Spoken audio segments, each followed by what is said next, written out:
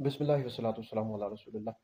ایک سوال ہمارے پاس ہے کہ مولا علی المرتضیٰ رضی اللہ تعالیٰ عنہ کی شان میں کتنی آیات نازل ہوئی، تو اس حوالے سے خطیب بغدادی اس تاریخ دمشق اور ابن ساکن سب میں موجود ہے۔ حضرت سیدنا عبداللہ ابن عباس رضی اللہ تعالیٰ عنہ سے روایت ہے کہ مولا علی المرتضیٰ رضی اللہ تعالیٰ عنہ کی شان میں 300 آیات نازل ہوئی، اور اس پر تمام علماء کا اتفاق ہے جتنی یہ حدیث مولا علی المرتضیٰ رضی اللہ تعالیٰ عنہ کی شان میں آئی ہے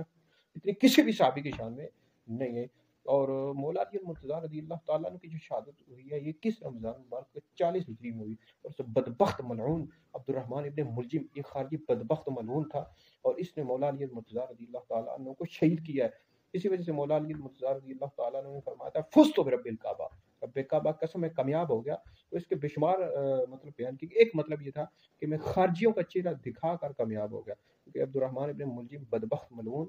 یہ خارجی تھا، بدبخت تھا، اور اسی وجہ سے مولا علی نے یہ جملہ فرمایا تھا فزت برب الکعبہ۔ اور اتنی بڑی ہستی، اتنا بڑا بندہ مولا علی المرتضیٰ رضی اللہ تعالیٰ عنہ عشرہ مبشرہ میں داخل ہیں، حضور کے داماد بھی ہیں، چچا کے بیٹے بھی ہیں، امام حسن امام حسین کے والد ہیں، حضرت فاطمہ کے شوہر ہیں۔ اتنی بڑی ہستی ویسے بدبخت نے مولا علی کو شہید کر دیا۔ تو ہم جو اہل بیت پر جن لوگوں نے ظلم و ستم کیا اور مولا علی کو جنہوں نے شہید کیا، یزید پلیت، اور یہ یزید پلیت ہو گیا، اور آگے مروان کی اولاد میں سے جو لوگ تھے جنہوں نے مولا علی المرتضیٰ رضی اللہ تعالیٰ عنہ کو برا بلا کہلوایا یا کہا، تو یہ جو بدبخت ملعون تھے اہل بیت سے دشمنی رکھتے تھے ابن ملجم، ہم تو اپنے کتوں کے نام بھی ان بدبختوں کے ناموں پر نہیں رکھتے اور نہ رکھیں گے کبھی۔ ہم اللہ کا شکر ہے ہم اپنی آل اولاد کے جو نام ہے وہ خلفائے راشدین ابو بکر عمر عثمان علی اور اہل بیت کے ناموں پر حسن حسین کے ناموں پر رکھتے ہیں۔ تو اللہ کا شکر ہے ہم اپنے کتوں کے نام بھی یہ یزید ملعون کے نام پر، اسی طرح یہ ابن ملجم اور اس بدبخت نے، اور یہ جو تھا مروان کی اولاد میں سے آگے جو لوگ تھے تو جنہوں نے مولا علی کو برا بلا کہا کلوایا، بدبختوں کے نام پر اپنے کتوں کے نام بھی نہیں رکھتے۔ تو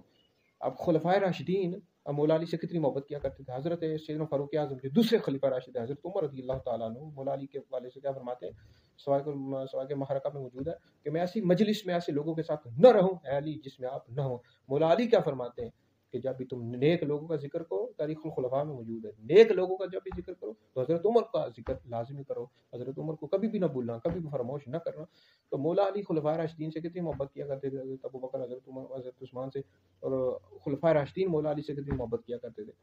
تو لہٰذا یہ محبتوں کے جو سلسلے ہیں وہ صحابہ اور اہل بیت میں بہت زیادہ تھے۔ یہ جو بدبخت ہے یزید جیسے لوگ، یہ مروان کی اولاد میں جو لوگ آگے آئے، اور اسی طرح ابن ملی بدبخت لوگ تھے جنہوں نے اہل بیت پر ظلم و ستم کیا اور اہل بیت کے ساتھ دشمنیاں کی۔ تو صحابہ تو بہت زیادہ محبت کیا کرتے تھے۔ یاد رکھیں اہل سنت کا یہ عقیدہ ہے کہ انبیاء علیہ السلام کے بعد سب سے افضل حضرت ابو بکر ہیں، پھر عمر ہیں، پھر عثمان ہیں، پھر علی ہیں۔ جو شخص مولا علی کو ابو بکر عمر سے افضل بتائے ایسا شخص گمراہ بدین اہل سنت سے خارج ہے۔ تو اللہ کا شکر ہم اہل